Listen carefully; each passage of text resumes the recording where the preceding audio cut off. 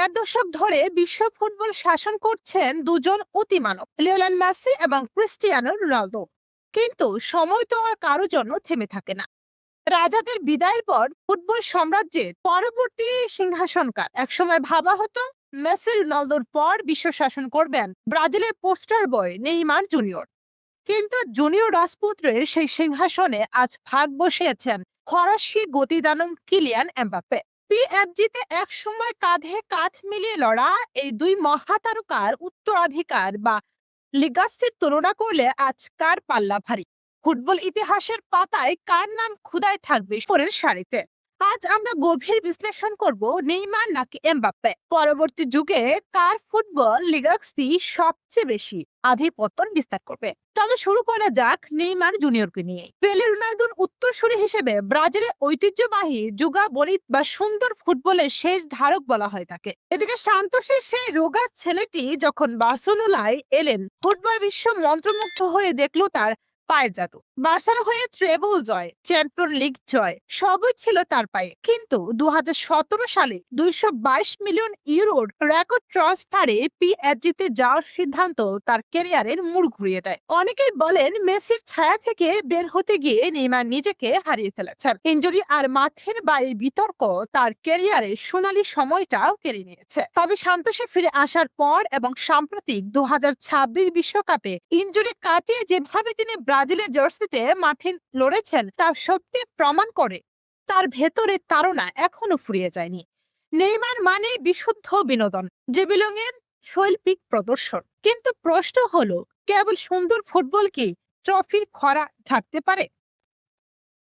ঠিক যেখানে নেইমারের আক্ষেপ শুরু, সেখান থেকেই যেন কিলিয়ান এমবাপ্পের রাজত্বের শুরু।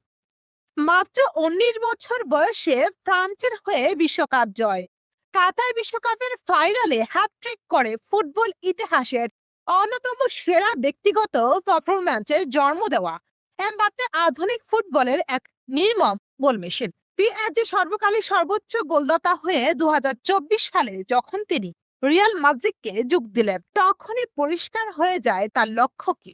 রিয়ালের হয়ে প্রথম দুই সিজনে লা লিগার, পিচিজি ট্রফি এবং চ্যাম্পিয়ন লিগে নিজের আধিপত্য ধরে রেখে এমবাপ্পে বুঝিয়ে দিয়েছেন তিনি রেকর্ড বই নতুন করে লিখতে এসেছেন। গতি, ক্ষিপ্রতা আর গোলপোস্টের সামনে ঠান্ডা মাথার ফিনিশিং এমবাপ্পেকে বর্তমান যুগের সবচেয়ে ভীতি জাগানো ফরোয়ার্ডে পরিণত করেছে। যদি আমরা নিখাত পরিসংখ্যান এবং ট্রফির দিকে তাকাই, তবে 27 বছর বয়সের মধ্যেই এমবাপ্পে যা অর্জন করেছেন তা অনেক কিংবদন্তির পুরো ক্যারিয়ারের চেয়েও বেশি। বিশ্বকাপের মঞ্চে এমবাপ্পের গোল সংখ্যা ইতিমধ্যেই কিংবদন্তিদের কাতায় নিয়ে গেছে। অন্যদিকে নেইমার ব্রাজিলের ইতিহাসে সর্বোচ্চ গোলদাতা হওয়া সত্ত্বেও একটি বিশ্বকাপ বা ব্যালন ডি'অর না পাওয়ার আক্ষেপ তার লিগ্যাক্সিতে কিছুটা ম্লান করে। কিন্তু ফুটবল কি শুধু ট্রফি আর সংখ্যার খেলা? নেইমার মাঠের ভেতর যা করতে পারেন, যা তার সৃজনশীলতা দেখতেও পারেন, তা এমবাপ্পের পক্ষেও করা কঠিন। নেইমার ফুটবলকে সুন্দর বানিয়েছেন, আর এমবাপ্পে ফুটবলকে বানিয়েছেন কার্যকর। তাহলে পরবর্তী যুগে কার লিগ্যাসি বা উত্তরাধিকার বেশি আধিপত্য করবে? উত্তরটা লুকিয়ে আছে আপনি ফুটবলকে কিভাবে দেখেন তার উপর। যদি আপনি একজন ফুটবল রোমান্টিক হন, যিনি রোনালদিনহো, কাভানি বা পেলের যুগা বনিত পছন্দ করেন, তবে নেইমার আপনার হৃদয়ে রাজত্ব করবেন। ট্রফি দিয়ে নেইমার বিচার করা অন্যায় হবে, কারণ তিনি ফুটবলকে আনন্দ দিয়েছেন।